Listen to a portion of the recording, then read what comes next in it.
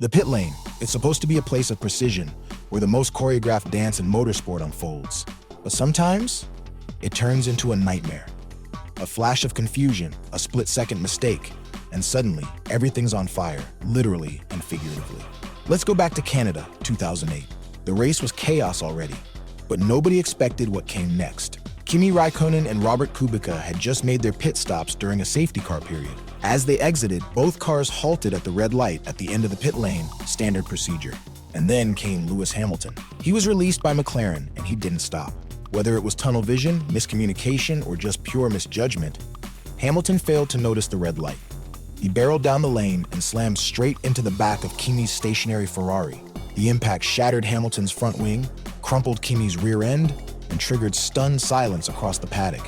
Nico Rosberg, who had been following, piled into the back of Hamilton's car, damaging his front wing too. The result? All three were compromised. Both Hamilton and Räikkönen were out. Kubica? He went on to win his first and only Formula One Grand Prix, while Hamilton received a 10-place grid penalty for the next race in France. It was a turning point in the 2008 title fight. One red light, one misjudgment, and two championship contenders were eliminated, not on track, but in the pit lane.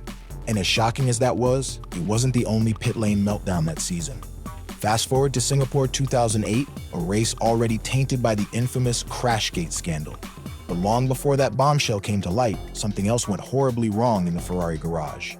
Felipe Massa had dominated the weekend, qualifying on pole and leading the race. But during his safety car period, Ferrari called him in for fuel and tires. At the time, Ferrari had just introduced a new system. Instead of the traditional lollipop man holding a sign to control release, they used a traffic light system mounted above the car. And that system, it failed them. Massa, trusting the system, hit the throttle and sped out, with the fuel hose still connected. The result was chaos. The hose tore off violently, trailing behind the Ferrari as Massa powered down the pit lane. Mechanics sprinted after him. The car finally stopped at the pit exit, but the damage was done not to the car, but to his race. From leading the Grand Prix, Massa dropped all the way down the field. He would eventually finish 13th, while title rival Lewis Hamilton took 3rd. That fuel hose incident, it cost Massa the championship. He lost by a single point that year. One green light, one hose, one championship gone. But if you think it ends there, think again. In Brazil 2009, another pit lane disaster unfolded, again involving a Ferrari and again with a McLaren at the center of it. Kovalainen had just made his stop and was about to rejoin the race. But in the rush to get him back out quickly, he was released while the fuel hose was still attached. As he drove off, fuel sprayed out violently, just as Kimi Räikkönen was pulling into the adjacent pit box. The result? Fuel blasted onto Räikkönen's Ferrari, into his visor, and even caused a brief flash fire around his engine cover. It was a terrifying moment. Flames licked the air. Kovalainen's car trailed fire for a second. Räikkönen's cockpit was filled with vapor and fury. But both drivers kept going, somehow. Räikkönen would finish 6th. Kovalainen, 12th. No injuries were reported, but the incident exposed how quickly pit lane pressure can turn dangerous. Unlike previous decades, F1 in the late 2000s was supposed to be safe, regimented. But these back-to-back calamities showed just how thin the margin for error really was. And if we rewind further to a time before high-tech release lights and strict pit rules, we find a different kind of chaos. Take Nigel Mansell, a titan of 1980s and early 90s F1. In one bizarre sequence of events, Mansell's car suffered a mechanical failure mid-race. He hobbled back into the pits on 3 wheels, and his team, in a desperate attempt to salvage the race, lifted the car manually, replaced the tires, and sent him back out. That might sound heroic, but in today's F1, it's illegal. The FIA black flagged Mansell for rule violations. Game over. A perfect example of how chaotic, improvised pit stops in earlier eras led to hasty rule changes and safety overhauls. These aren't just pit lane hiccups. These are career-defining, championship-altering, rule-rewriting moments. And they all happened in the blink of an eye. If you thought pit lane chaos peaked with fuel hoses and red lights, think again. There's one danger that haunts pit crews and drivers more than anything else: fire. And in Formula One, when fire strikes, it happens in an instant.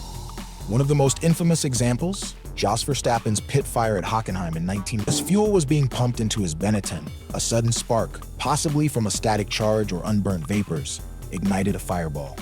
In seconds, flames engulfed the car, the pit crew, and Verstappen himself. The footage is still chilling, Orange flames erupting over the cockpit, mechanics scrambling backwards, their fireproof suits glowing in the heat. Fire extinguishers sprayed foam everywhere as Joss sat helpless, strapped in. Miraculously, nobody was seriously hurt. Verstappen suffered minor burns around the eyes, but walked away. The incident led to major investigations, and new fueling safety standards were introduced soon after. That fire was real, but so was the fear it instilled. And while fueling was eventually banned from F1 after 2009 for safety and cost reasons, those final years of refueling brought their own firestorms. We already talked about the 2009 Brazilian GP, where Kovalainen drove off with the fuel hose still attached, dousing Räikkönen's car in fuel and causing a brief ignition. But that wasn't the only near disaster. Around the same era, mechanics like Stefan Johansson, while not involved in a specific modern-era blaze, represent the thousands of crew members who put themselves at risk every race weekend. But fuel isn't the only danger in the pit lane. Sometimes it's the tires. Let's go back to Germany, 2010. The Williams team launched a car out of the pits in just 8 seconds, only to realize one tire wasn't fully secured. Within meters, the right rear flew off, bouncing dangerously across the pit lane. Mechanics ducked. Marshals scattered. The car limped forward, three-wheeled and helpless, before grinding to a halt. It wasn't just a mechanical error, it was a blatant safety breach. The team was fined, and the FIA reiterated its zero-tolerance policy. Unsafe releases could no longer be excused by urgency. But tire chaos in the pit lane isn't new. In Hungary 2018, Haas F1 faced back-to-back disasters. Kevin Magnussen and Roman Grosjean both pitted, only to have separate wheel issues. In both cases, improperly fitted wheels led to retirements. It wasn't just embarrassing, it was costly. Haas had been running in the points, and both cars were forced to retire. Then there are the unthinkable moments when the pit lane becomes a crash zone. In one jaw-dropping incident during the Chinese Grand Prix in 2007, Lewis Hamilton, still a rookie, came into the pit lane leading the race. The track was drying. His intermediate tires were shot. The team was ready. But instead of cleanly entering the pit box, Hamilton overshot the entry, skidding off onto the gravel trap just outside the lane. And there he sat, beached, tires spinning, hopeless. He tried everything. Rocked the car. Hit reverse. No grip. No way out. It wasn't just a mistake. It was devastating. Hamilton had a chance to seal the world title that day. Instead, he retired. That DNF allowed Räikkönen to close the gap and eventually snatch the championship in Brazil by just 1 point. Think about that. One botched pit entry, one tiny error in judgment, and the title was gone. F1 doesn't hand out second chances easily, and sometimes, even when everything goes right, it still goes wrong. In Belgium, 2013, the Toro Rosso team performed a textbook stop for Jean-Eric Vergne. But as he left, a loose tire from another car rolled into his path. He avoided it by inches. Had he not, we could have been talking about a high-speed impact in the most dangerous part of the lane. It's a reminder that the pit lane is no less perilous than the racetrack. And yet, at the center of this storm is the calmest figure of all, the driver. Strapped in, surrounded by chaos, they rely entirely on the crew. Every second counts. Every instruction matters. They're watching the lights, listening to radio chatter, holding their nerve. One green light at the wrong time, you drag an entire fuel hose behind you, like Massa in Singapore. One red light ignored, you crash into a title rival, like Hamilton in Canada. One miscommunication, you get sent out with a loose wheel, a dangling tire gun, or a pit crew member still in the way. It's not just seconds at stake, it's careers, championships, safety, lives. And for all the technological sophistication of F1, the hybrid engines, the wind tunnels, the AI-assisted telemetry, the pit lane remains a very human space, and humans make mistakes. Which is why, in the world of Formula One, the pit lane isn't just a stop, it's a battlefield. A 5-second window where glory or disaster hangs in the balance, where champions can fall, where legends are tested. So the next time you watch a car peel into the pit box, crew swarming, tires flying, hoses locking in, remember this. You're watching one of the most dangerous ballets in motorsport, a dance with no music, no margin for error.